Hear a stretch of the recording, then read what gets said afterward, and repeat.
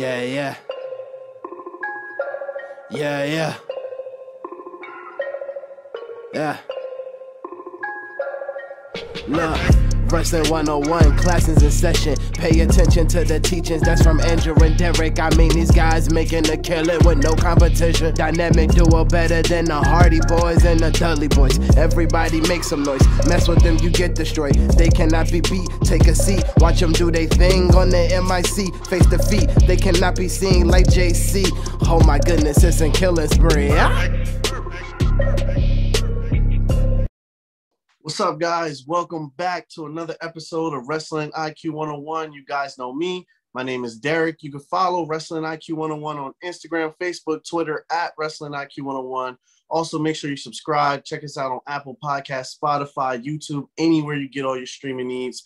Today, very special day. Got a very special guest with me, all the way from Florida, my man, Ricky Martinez. You may know him as Max Stardom, the Pitbull Sicario.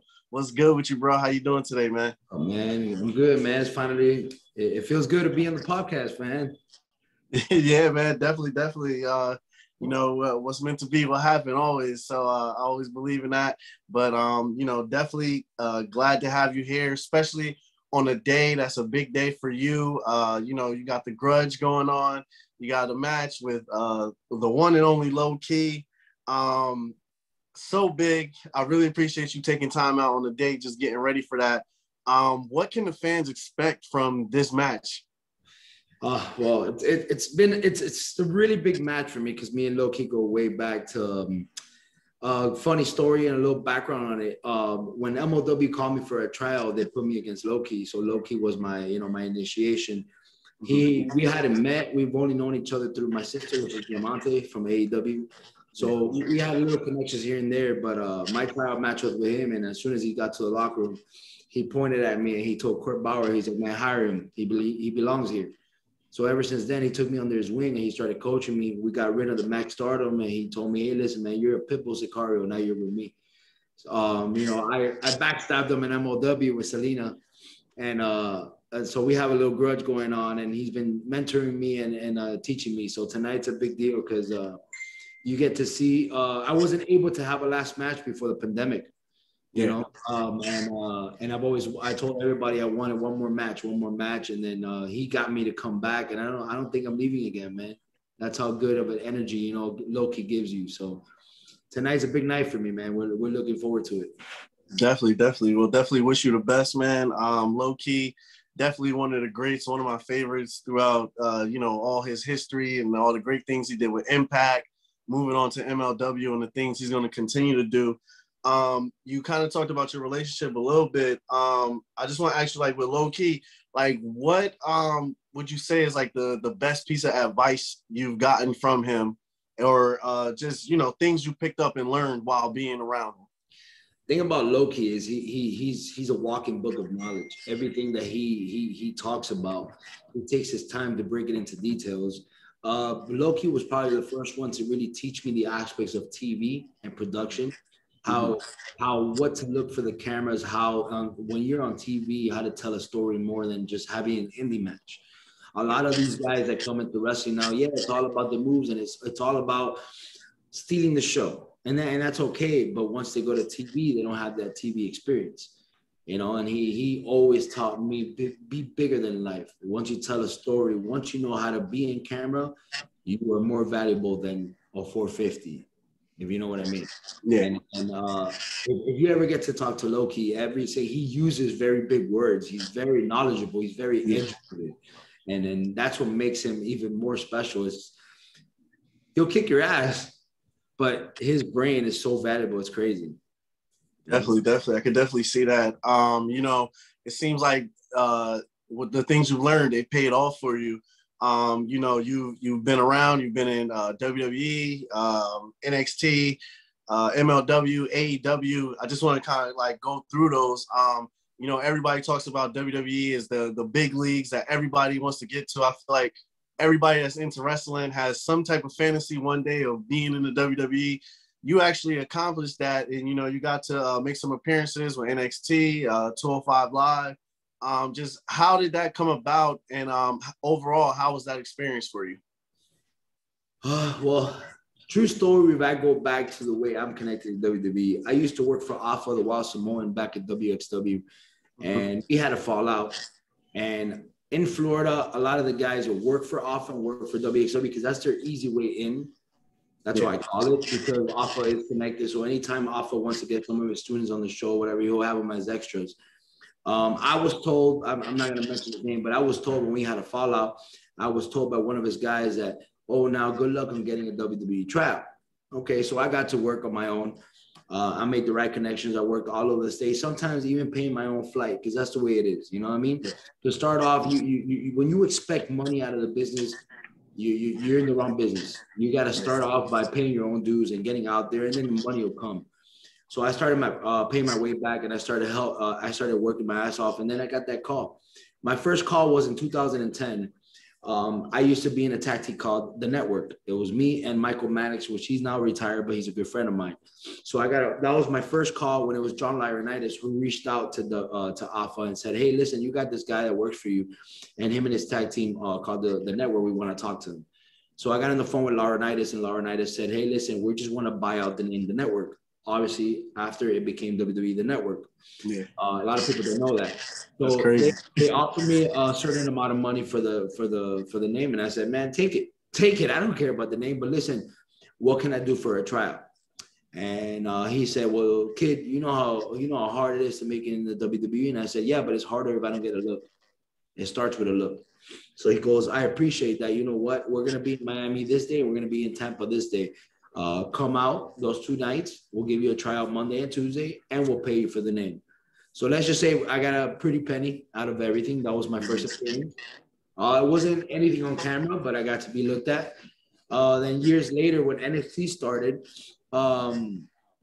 they gave me a call. I got a call through John Cone and Ryan, and I came in. My first time that I did NXT was a dark match. It wasn't on camera, but it was quick. Then they liked me so much with my look and the way the way I was raised. They called me again back, and that's I believe my first appearance back was with Lars Sullivan. Yeah, it was me and 2 other guys versus Lars Sullivan. So it was a quick and easy appearance, and I got the job done. And the last one that I did, it was funny because it was for a SmackDown taping. It was Raw and SmackDown. Raw, you really don't get to do much, because they don't really have a tryout. But for SmackDown, they tell you to get to the building at 2 o'clock. They tell you to dress out, and they tell you to go over a match with someone to pick somebody. So I picked one of the guys. All the guys that were extras besides me were all Alpha students. Yeah. I was the only one that did it on my own. So I looked at them, and I'm like, okay, I gotta go out there and do my best today because I gotta prove a point. Nice. And that night, they all had matches, and I was actually the last match in front of AJ Styles, John Cena, Randy Orton at 2 o'clock. And I got the spot. I never forget. I looked at the office students and I said, listen, man, no point intended. I know you're here. You work hard too, but I did this to prove a point that I didn't need anyone to get a tryout.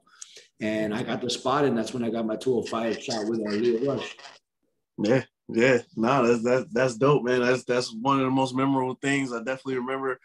Also that's a crazy story with the network though. Like nobody would even notice that. That's so crazy. Yeah, we actually sold the network name for $5,000. Wow, that's crazy. $5,000, yeah. Nuts. I was actually able to buy my first car with that money because that was in 2010. I'm 32, so that was my first car. I bought a Mustang with that money. You never forget. Nice, see, nice. I can see that. I'll take it. Somewhere else you also worked at. One of my favorite promotions, MLW. I love watching MLW. I think, pound for pound, measured up against any company, MLW has the best talent all across the board compared to anyone. Working with MLW, how was those experiences there? And is the environment as good and creative as it looks to us fans on the outside? So it's good that you bring it up because that's actually something I've been holding back on speaking for a while. because I didn't want to just go on Facebook and put a post or talk on my own. So a good interview is good. It's a good way to, you know, speak out. So this is great. MLW was where my career took off. Like I said, I had that tryout with Loki, and Loki said, I want him in. I'm going to take him in my wing. So he did. And then Selena de la Renta is actually my best friend. She's like a sister to me. So we created Promociones Dorado. It was me, Loki, her, LA Park, and Hijo de LA Park. And we created this mafia type deal. The thing was that behind the scenes, we were all really good friends. We were hanging out anywhere we went, and we became a true family. We took off with Promociones Dorado. The locker room is probably the best locker room I've ever met. We were with Conan. We were with the Lucha Brothers. We were with Teddy Hart. We were with guys like who else was there, man? In my good times, man. Oh my God, what's this guy's name? Brian Pillman. Brian Pillman. Yeah. Oh my God, I love that kid. He's amazing. You know, it was the best locker room I've ever been in. We all were friends. We all looked up for our monthly tapings just to spend time with each other. Where me and MLW fell off. Obviously, Selena just fell off too. Court Bauer is an amazing guy. Court Bauer is a guy that either creates names or uses names to make it even better. Court Bauer created the Pitbull Sicario. I give him that. I give him props. He looked at me. He believed in my look. He said, let's let go of Max Stardom. You're Ricky Martinez. It's your real name. Use it. But you look like a Sicario. You look like a Pitbull. Use it. Be you. And boom, I used it and my career went up. When me and Court Bauer fell off, I never had a situation with Court Bauer, but I did have a situation with a guy named MSL. He is Court Bauer's right-hand guy. Now, I don't mean to like shit on him or anything like that, because he also helped me out as much as he could. But Pitbull Sicario got this push. It kept going up, it kept going up, it kept going up. Then they had me turn my back on Loki, and I did it, but then it was just literally turn my back on Loki for nothing. It just went turning back on Loki, and then it was just used to Loki. There was no build up, and I hate that, because why do something that's magical, something that means something? Because the moment I turned my back on Loki, I don't know if you watched it, but it was me and Loki just ended up beating the crap out of these two guys in 2 minutes. Then the Contra unit comes out. We both have our backs there. I'm going to fight with Loki. I got his back. He got mine. Selena's feuding with Loki. We're having this little bitter. Selena tells me, Ricky, get out of the ring. Ricky, get out of the ring. So I just slide out of the ring, leave Loki alone. I didn't mean to turn my back on Loki, but Selena's my best friend, but Selena's also my boss. So I leave the ring. I leave Loki by himself, and Contra unit takes over Loki, which is a big deal because we're talking about Loki.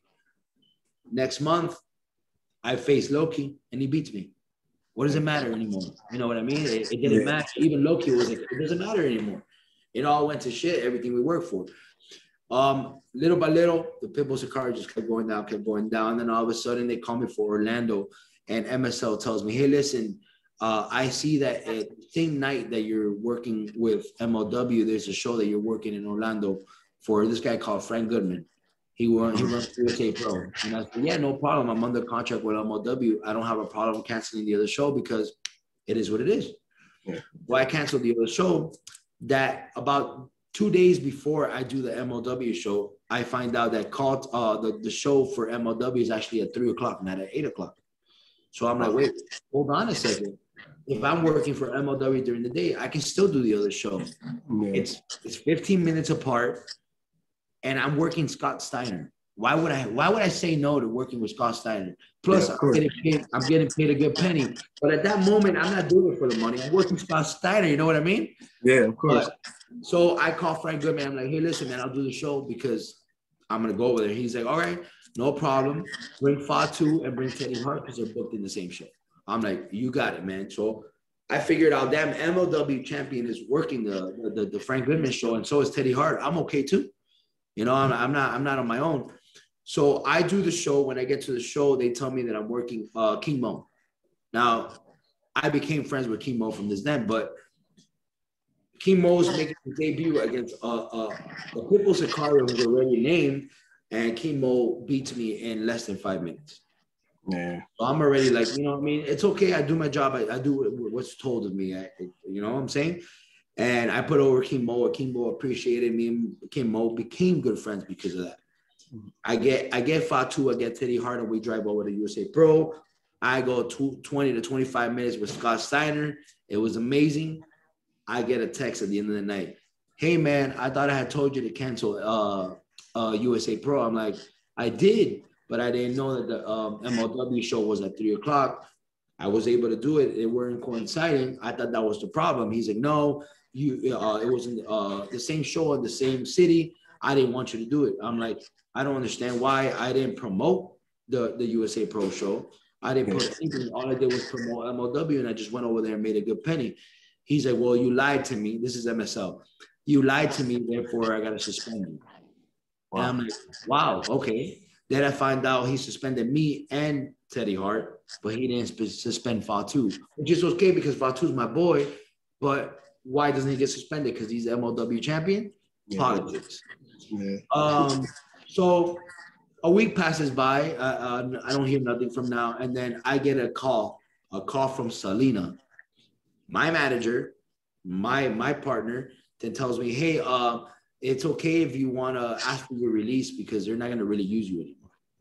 And I said, okay, cool. I'm done. I'll ask for my release. I asked for my release. Then they want to go ahead and put on the internet that I got let go. If I got let go, I didn't receive no call from Court Bauer. I didn't receive no call from MSL. I literally got a text from my partner, my best friend. Hey, if you want your release, and I got the text. If you want your release, you can ask for your release. And I did. Then I found out that the reason why I really got suspended wasn't because I was working in the same city in the same whatever. It was because MSL has personal heat from this past with Frank Goodman. Now, these are the things about wrestling that goes on my nerves. You know what I mean? Because you want to make it personal and not send your boys over there to make money, but you want to hold me back. Man, listen, you got personal issues with people. That's your personal issue. But I'm not going to stop my career from making a good penny to work Scott Steiner, which is a legend, which is also not only good for my career, but it's a privilege to step in the ring with that guy. And that guy gave me 20 minutes. And he looked at me in the eye and said, man, you're good, kid. Let's go 20 to 25 minutes. And man, for Scott Steiner to go 25 minutes is a privilege, man. So I don't regret it. That's the reason why I stepped out of MLW. Selena was probably the best thing MLW had. Yeah. And she stepped away for a reason. So that tells you a lot, you know? I don't have, like I said, I think MLW is one of the best companies out there. I think Court Bauer has a great brain for the business. I just think he picks the wrong partners. Got you. Yeah. No, makes sense.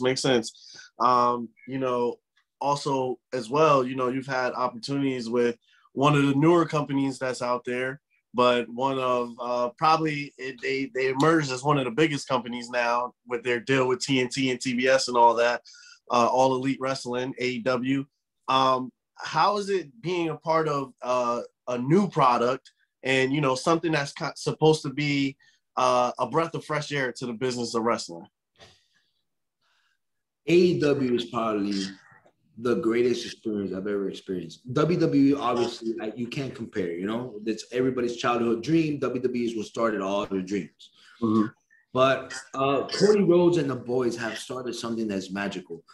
The moment you step into the locker room, you can tell there's no politics. You can tell everybody's a friend. Everybody gets along.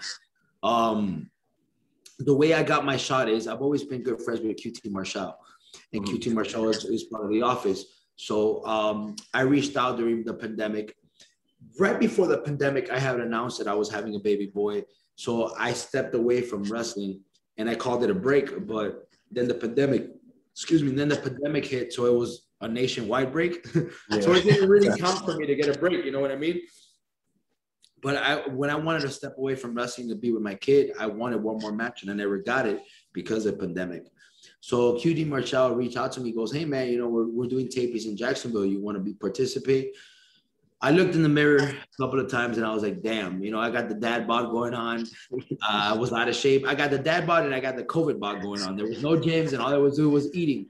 So I got literally in the worst shape I have ever been. But I couldn't let this opportunity get away. I was like, you know what? suck it up, and just go do it. So if you watch any of my AEW matches, I was fat. I was out of shape, and I wasn't ready. But I mean, ring rust never, you never lose it. I just wasn't in the physical shape I wanted to look at. But I had good matches. I got to work the Lucha Brothers at one shot. And then it was, oh my God, if I tell you that that's the best locker room you can ever have. For me to say, hey, I went to Gorilla and I had a full-blown conversation with Cody Rhodes about him being Cuban, which I had no idea that he was Cuban. Mm-hmm. Yeah. His mom is Cuban. Full-blown, awesome conversation in Gorilla. He welcomed me with open arms. He was like, how's Miami? I used to live in Miami. Man, Christopher Daniels came up to me. He was like, man, you're good, man. Just tweak this, tweak that. Everybody was involved. Everyone cares about everyone. It's family, man. It's a family aspect. I got to meet Tony Khan. I got to meet Vince McMahon briefly, which I can tell you that story in a bit. But Tony Khan, I was there for the taping where after we did Dark, and we go sit and we go watch AEW on TNT because we were the crowd at that time. Oh my God, even being a fan at ringside was amazing, And then right after, Tony Khan is like, hey man, whoever wants to be a part of the street fight between LAX and these guys, the big street fight that they had, come to the parking lot, we're gonna record it. I said, hell yeah. And I'm good friends with LAX. So we went over there and oh my God, what a match. And then Tony Khan, as soon as they finished recording it, you can see how much Tony Khan loves pro wrestling, where he literally came in the middle of the parking lot, started crying, and gave LAX and all these guys a hug, gave all the production crew a hug. He goes, we just made magic. This was amazing. Fuck yeah. This is why I love this. This is what I do. I still get goosebumps because when a boss is proud of his boys, when his boss is proud of his product, it literally poured out of him. And that's when I said, this guy is going to do amazing things for the business. Yeah. And I felt it right in there. And I walked up to Tony Khan and I said, listen, man, I'm not trying to kiss your ass. I'm not trying to do it. I just want to thank you for bringing more magic into pro wrestling. We needed guys like you to do this. He stopped for me dead track and said, I appreciate that. Thank you for seeing the hard work that I do. I appreciate you. Thank you. I hope to see you again. And that meant a lot because he didn't just walk by you and ignore you or not see you as another human being. He saw me as a worker and as a wrestler. And that went a long way. And that's why Tony Khan is so successful at what he does, man. AEW is going to be here for a long time, man. Yeah, no, definitely. I definitely believe that as well. That's an amazing story. That's a great story. You yourself in the ring, you fought a list of who's there. We just talked about Scott Steiner, how he gave you 20 minutes in the ring. Do you ever look back and is there like a favorite match of yours? Or if somebody said, hey, I want to see the best Ricky Martinez match, show it to me. Like, what would that match be for you? Oh man, I've had so many great matches. I've wrestled Leo Rush, Brian Cage. Wow. But there is one match that I could think of. And the reason why I can think of it is because it was really early in my career and a lot of people still didn't believe in me. I was still working on the Max Stardom. I had a huge mohawk. I was probably 19, 20 years old at the time. I never forget, man. It was back in ICW, maybe 2008. No, not maybe that early, but I was probably 21. I went 20 to 25 minutes. Mm-hmm. And he's a former Ring of Honor champion. I wrestled him when I was 21. It was my first big match of my career. Mm-hmm. It was an ICW show, and this when he was running a school in Tampa. So he happened to be in town, and my partner, Michael Mannix, which was when we were the network, we were running this company called Pro in Miami, and it was pretty big in Miami. It was actually pretty big. And he goes, man, you think Jay Lito will do it? And I'm like, man, I don't know him like that, but I'll ask. So I actually reached out to him. I'm like, hey, man, I know we've met here and there. Would you want to work a show? He's like, where am I working? I'm like, me? He's like, yeah, I'll do it. I'll do it for this amount. I'm down. I'm going to be in Miami. Take me out. Yeah. And I didn't expect him to be so open-minded to doing things. Yeah. He said, what are you good at? He said, this is and that. And he took whatever I was good at and he transformed it into 1,000 other good things. And I was like, this is how they work in Ring of Honor. Because I was a big fan back then. I had just started my career. And he pushed me to the limit. And he said, man, kid, we're going 20 to 25. You ready? I'm like, I've never done this before, but let's do it. And it was just magic. It was magic how he pushed me to go 20 to 25 minutes. And then that's when my career broke down, because everything after that was like, I've done that before. I got it. Okay, I get it. Now I know what's up. So I was able to do it. But I owe a lot to Jay Lethal. Jay Lethal was my biggest match. You could actually watch that match on YouTube. It would be Max Stardom versus Jay Lethal. Nice. Definitely gotta check that out for sure. Two greats in the ring. I'm pretty sure it's a classic for sure. You know, at the start of your career, before you even decided to get into wrestling, kind of what was it that attracted you to wrestling and kind of it made you want to make a career out of it? Oh, another funny story. I used to get in trouble in elementary and middle school because I had to wear a uniform for school. We used to wear polos, and so I used to always wear wrestling shirts under my polos. If it was either Goldberg or The Rock, but I would always wear it, and I would always get in trouble because at lunchtime I would take it off to show off my wrestling shirts. I was that big of a fan. The way it works was I would, before my grandfather passed away, rest in peace, he was a huge boxing fan. And I used to watch either boxing or I used to watch the Miami Heat on TV. Those were his two favorite things. But when those things weren't on TV, there was nothing else left but pro wrestling. Now, my grandfather hated pro wrestling. He was like, man, why do you watch this shit, man? You know, you watch boxing. And but I would be like, just watch it with me. And he would just watch it with me because I was his grand. And he would just watch it with me and he would start laughing. And then little by little, he's like, hey, it's Monday. And he would put it, you know, and it became a bonding thing. And then I started watching it over and over again. And then I just, what attracted me to pro wrestling was the fact of how one or two people in one ring can create so many emotions for all the fans that were watching. And that's what people don't get is it's not only a novella for guys, but you become a part of it. This whole pandemic, when the crowd wasn't available, it wasn't the same. People don't see how important it is. The fans are a part of the show. If the fans don't cheer and they don't react, we don't feed off that energy. We need them just as bad as they need us. You know? So I didn't know indie wrestling existed. I had no idea what indie wrestling was until I met one of my uncle's friends. His name is Hector. And he was a big Ring of Honor fan. And he introduced me to indie wrestling. And he started bringing me wrestling tapes to the house that included Austin Aries, Alex Shelley, all these old school Ring of Honor fans. And I'm like, man, what the hell is this cool shit? You know, I started watching that. I started studying it. And then I'm like, man, I want to give pro wrestling a shot. Like, I want to do this, but I didn't know anything. So Hector at that time was messing around in his backyard and doing funny little wrestling tapings with him and his friends, who became my friends after.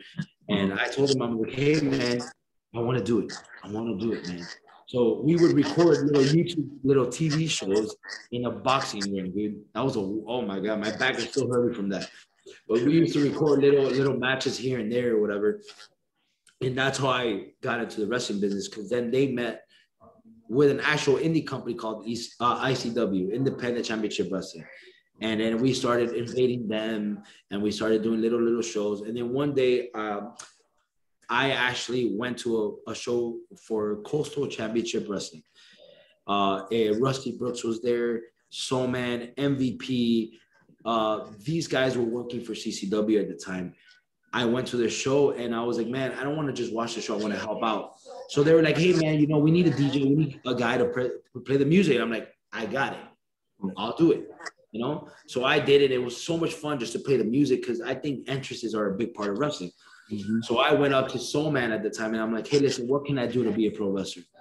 He's like, listen, we run on Sundays. We have pro wrestling school on Sundays at 9 a.m. Just show up. Let me see what you got. So I showed up, I got in the ring, and he liked what he saw, and he told me, he pulled me aside, and he's like, listen, kid, I see something in you. If you come every Sunday at 9 in the morning, you are part of the class, but you don't hold me back, meaning I don't need to waste time on you. You never owe me a dime. Just come and work out.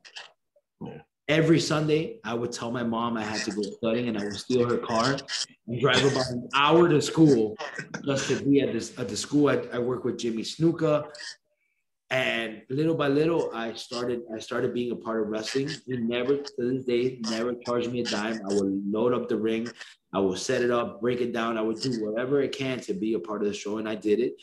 And then the first guy to ever book me in an indie show was Frank. Fabulous Frank. It was called Division I Pro Wrestling. I got my first match there. It was a 3-on-3. I'll never forget.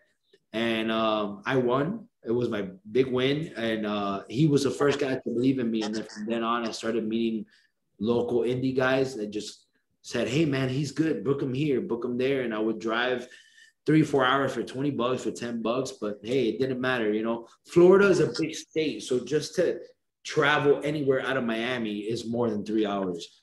But I made the trips. I paid my dues, and that's how I came up in the wrestling business.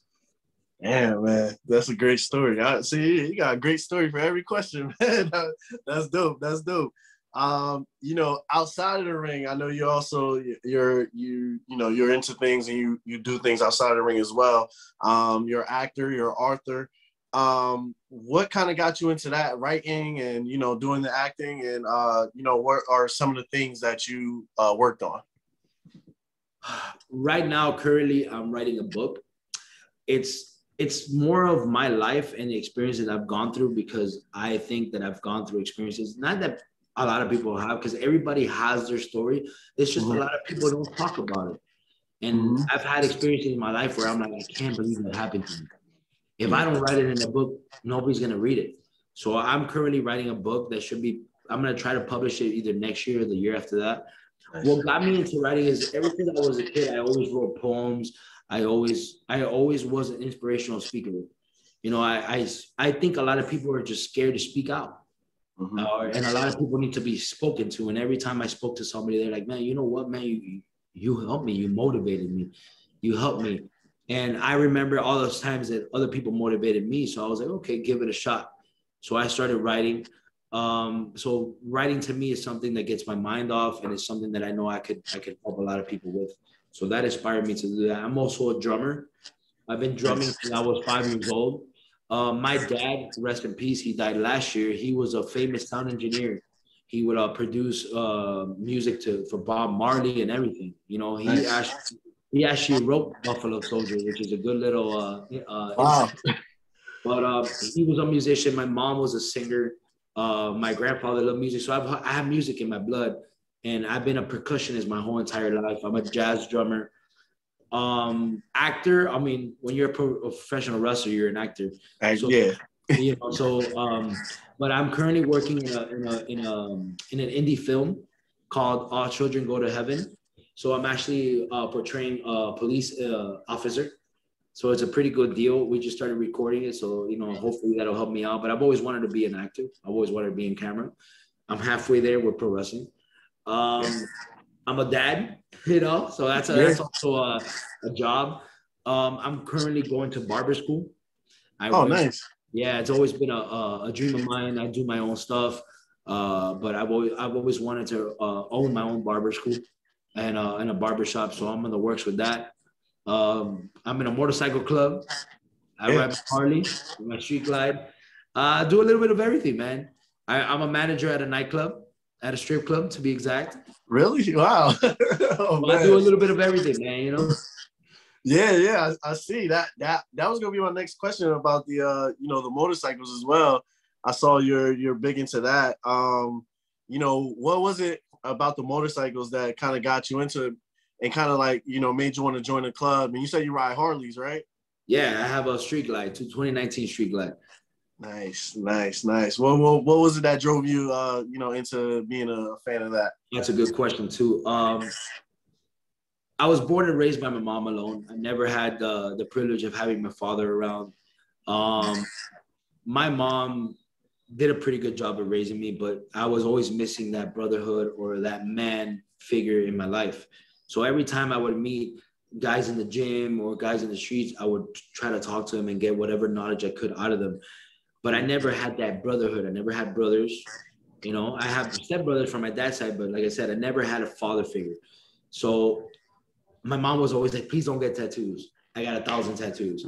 Please don't ride motorcycles. I'm like, come on, mom. You're telling me everything that it just asked me for it. When the little times that I got to meet my dad is, I'm just like him. Even though he was not around, he gave me him. You know what I mean? Yeah. And I met my stepbrother later on, and he loves motorcycles too. I've always wanted to be a badass guy. You know what I mean? And I went and I took the motorcycle class, and the moment I sat in a Harley, I'm like, this is it. This is what I'm made for. I started riding my motorcycle around, and then I met this group called the Sportsters. They weren't a club; they were more of a, you know, just a community. So I started riding with them or whatever. But then one day we go out and meet, and I met this group because the funny story was I was dating this super hot chick at the time, and she used to ride motorcycles.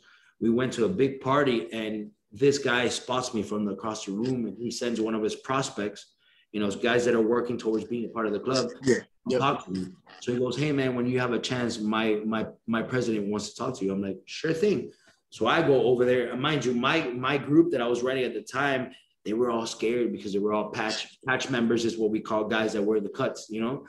And they're all scared. I'm walking around like I don't care, you know. I'm convinced. You know, I got this. So I go up to him and I introduce myself. He's like, hey man, you know, I have this motorcycle club. I'm the president. It's called Kingdom of Brothers. We got a clubhouse. You know, you seem like a pretty cool guy, man. Why don't you come with your girl and then come check it out? And I said, hell yeah, man. Let me.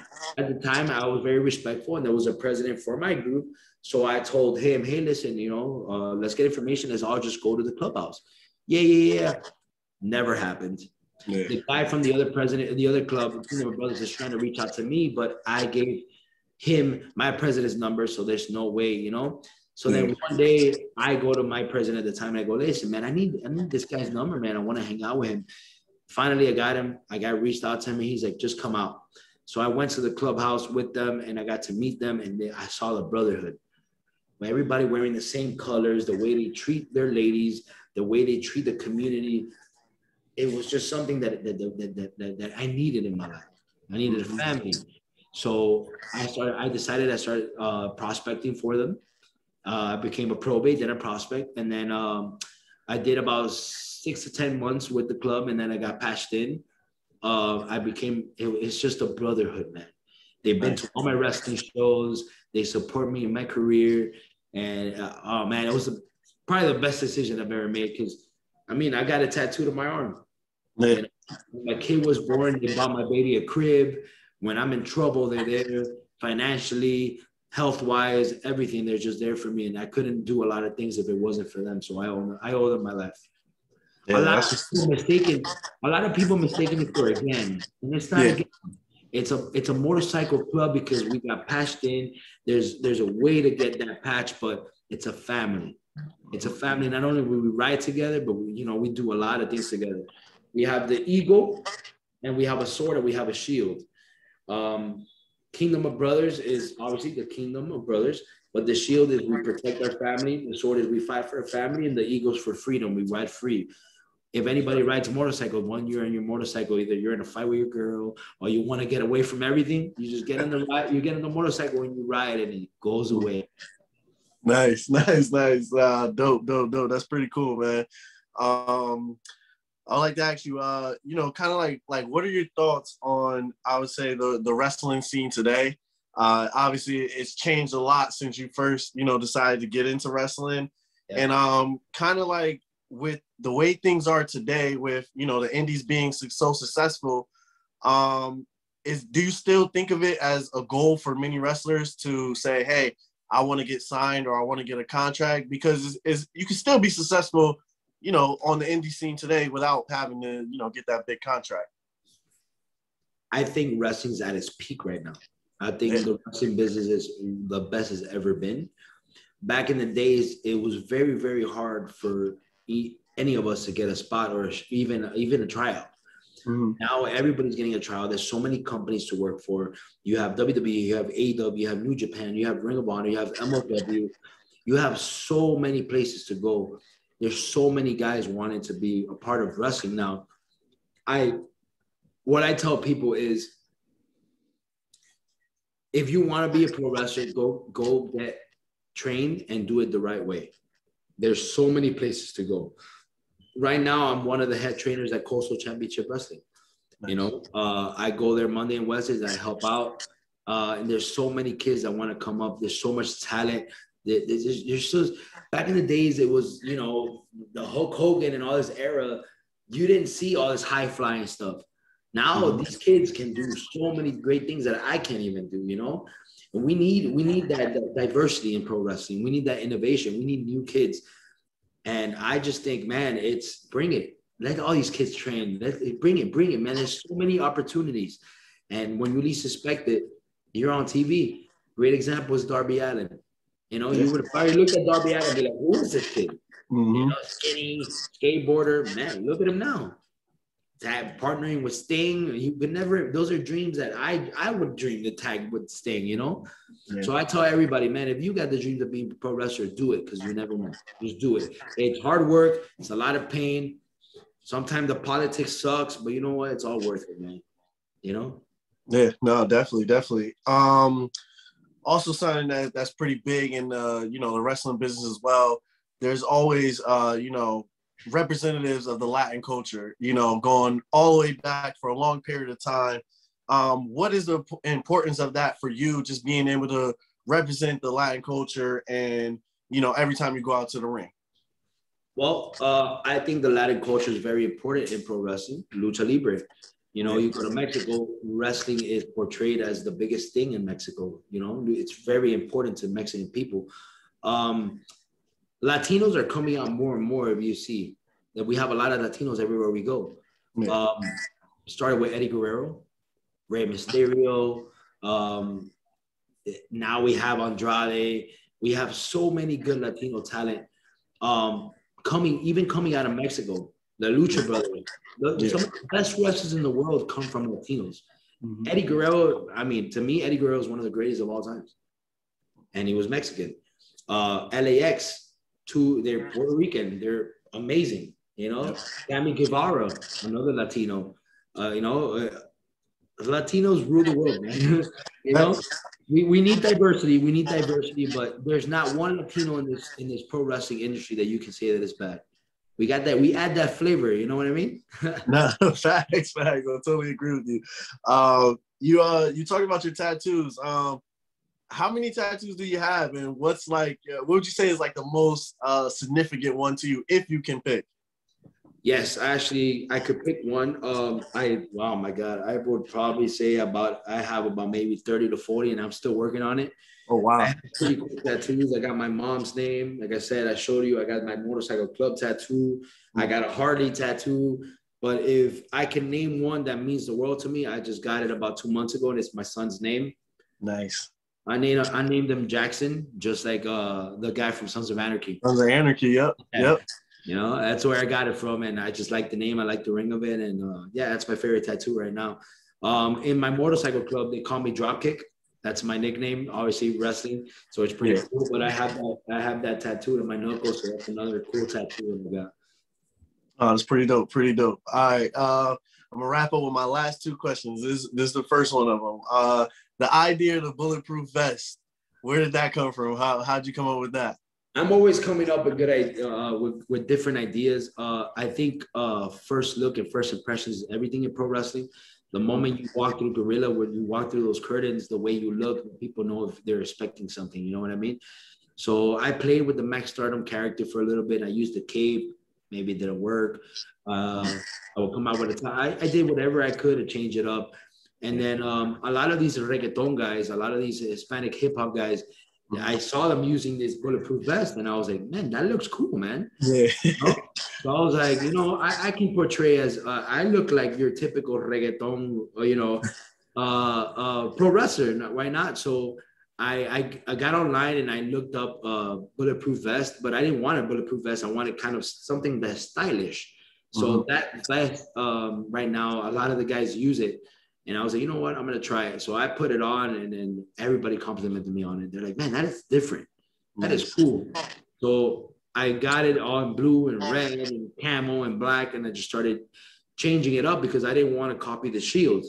Yeah. Yep. But it's not a bulletproof vest. It's more of a style where I am this artist. I am this successful mafia Pitbull guy. I need to wear a bulletproof vest, but at the same time, this bulletproof vest is still a little bit of Ricky's, a little bit of style, because I like to dress good. I like to wear my Jordans. So that's why it gives it that flavor. And that's how it came about. Pretty dope. Pretty dope. Last question right here. Anyone today that's trying to get into the game and they want to be a wrestler, what are your words of advice to them on how they should start and to be successful as well? The easiest way to start off is see where you live and try to Google any pro wrestling company or any pro wrestling school that's close to you. But with that, I want you to really research who is the trainer, who is the owner, and ask questions. Yeah. You know, get out there, because there's a lot of weird people in this world. There's a lot of people that are in it for themselves and want the school to be a business. Yes, I get it. Money talks. And people want to make money, but you also, if you want to be a pro wrestler, you got to make sure that they're going to help you get your career started. Once you get your career started, once you learn how to be a pro wrestler, you will feel it. I just reach out to promoters and get out there. Don't stick in the same city. Don't stick in the same state. The only way to make it in pro wrestling is by getting out there. Getting out of your state, traveling. If you got to get a little bit of money out of your pocket, and like I tell everybody that comes into the business, you're not going to become rich by being a pro wrestler until you make it. If you're in pro wrestling for money, you're in the wrong business. You can make money in the business, but not in the beginning. So the way I became successful, and this is a great advice, is have a real job. Don't stick to just pro wrestling and then just starve out of pro wrestling, because you will starve. And if you are homeless, you cannot afford good pro wrestling gear. You cannot afford a car. You cannot afford to do anything. You can't be a pro wrestler. So get a good job, save money, buy good gear. You can get out there and travel, and you're going to have to spend a little bit of money, but it's going to be worth it. But don't be scared to be a pro wrestler. Don't be scared. It's hard work. It's a lot of pain, but man, there's nothing better than to look forward to a pro wrestling show where you can be, you know, me. Yeah, now I'm using Ricky Martinez, but the character that I portray in the wrestling business is not the same guy that goes home with his kid. You get to be somebody that you're not paying bills for that 10 minutes. You're not worried about, you're not stressed out. You get to be somebody else. And there's no better feeling than that. Just the same way as you get on a motorcycle, it's the same thing. You're free for 10 to 15 minutes. You can talk shit all you want. You can do whatever you want when you're in that ring. Because as soon as you change, you're going right back to that 9 to 5. You're going right back to the bills. It gets you away from reality, man. That's what the good thing about pro wrestling is about. Awesome, man. Awesome. Ricky, man, just once again, I just want to thank you for, coming on the show, working out, taking the time on such a big day that you got such a big match as well. And just let you know that I really appreciate you, man. No, I appreciate you for having me. Anytime you want me back, I'm glad to. And keep doing, guys like you that keep doing these interviews, guys, they get to know the pro wrestling inside and out. And it's not only about in the ring, man. Things like this continue to boost up professional wrestling, you know? This is awesome, great, man. These guys like you that help us out too, man. I appreciate you. Definitely. Thank you for those kind words, man. If they want to follow you or check you out on social media, how would they connect with you? On Facebook, you can just search Ricky Martinez or Max Stardom. Same thing with Twitter. On Instagram, it's the Pit Sick, Pitbull and Sicario, but short. So the Pit Sick _ Rick, RICK. Awesome, man. Guys, make sure you check them out. Make sure you follow, see all the great things that are coming Ricky's way. Also, make sure that you subscribe. Check out Wrestling IQ 101. Once again, all podcasts, all streaming platforms. Make sure you follow us on Instagram, Facebook, Twitter, at Wrestling IQ 101. Once again, thank you, Ricky. And for this episode, it's Derrick, it's Ricky Martinez, and we are out.